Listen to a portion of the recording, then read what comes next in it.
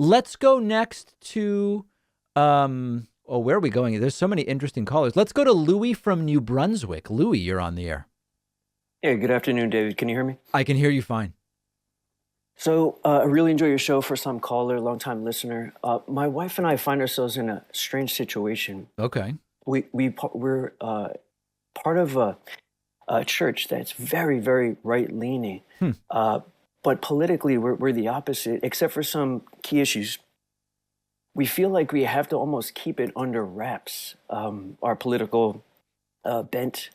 But we really have a hard time discussing just common issues with our brothers and sisters. Hmm. Have you ever encountered anything like this before? And what do you Well, do? yeah, I mean, I guess in some sense I have, in that listen, I'm not a religious Jew. I'm culturally Jewish, ethnically Jewish, culinarily Jewish. I'm not religious, but there are people in my circles who are more religiously devout Jews, and they have much more culturally conservative views, but it's not really become a problem. It's just like, I know those are their views and they know my views. Let me ask, what denomination, or what is this a Christian church?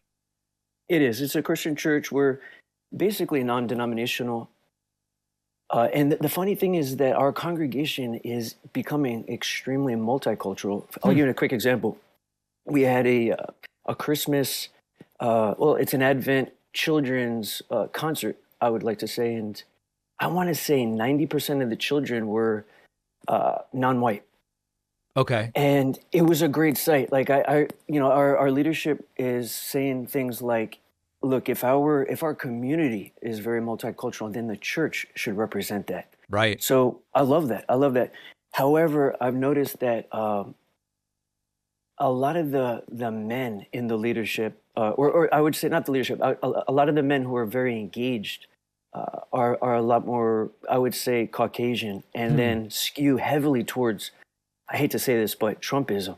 Well, I mean, let me just ask you, what's like a big issue on which you disagree with the general position of the church?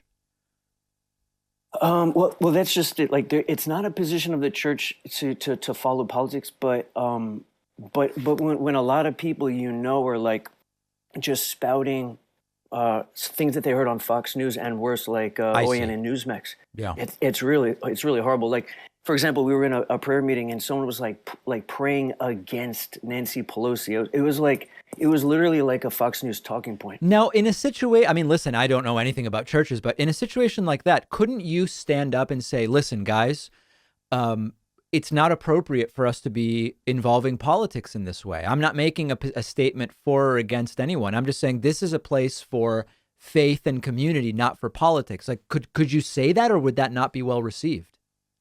Well, we have said that actually in our men's meeting. We've made a point that like we shall not ever talk politics because it's so divisive. Right.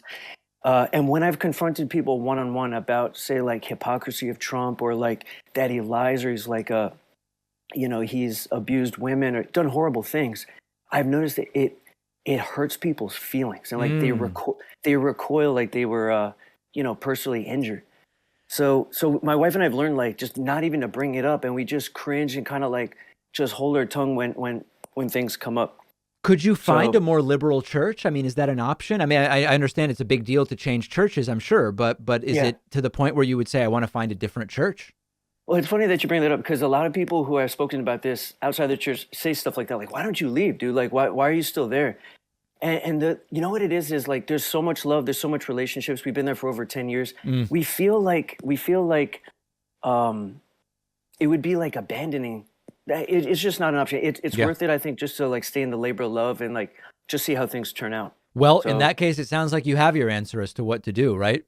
Yeah, you're right. Yeah, we're staying. Yeah. You sound pretty confident about that. All right, well, let me know how it goes. And by the way, I mean, listen, you're not saying that from the pulpit they're doing politics, right? Because that's actually against the church charter for nonprofits. Right. No, they're not. There's even when Trump was like flying high and things were like, in their perspective, because now it's the opposite. Like, it's almost like a shame now, I think, for Trumpists to talk about Trump, but or to defend him, I should say. But even when he was flying high, I would say like early in his in his administration, Yeah. there were times where I have a feeling that the pastor crossed the line and people had to talk to him and say, you need to dial that back. Like Oh, you interesting. can't. Yeah. So it's a struggle, especially with the older generation. I would say like over 50, over 60. Got it. Got it. All right. David, Well, thanks for keep us taking the posted call. on how it goes. Yeah. Thanks, Louis. Louis from New Brunswick dealing that's quite a matzo ball hanging out there that he's dealing with. Proverbially, of course. I know it's a Christian church. I love growing my own food at home. Many of you have seen my gardening stuff on my Instagram. I get great tips from the audience. And one of our sponsors is Lettuce Grow, which is by far the easiest way to grow your own food at home. The Lettuce Grow farm stand is a hydroponic unit that waters and fertilizes itself. You can grow more than 200 varieties of fruits and veggies at home, indoors or outdoors. I love my Lettuce Grow farm stand. I've grown edible flowers, tomatoes, strawberries, eggplant. It only requires 5 minutes of maintenance a week.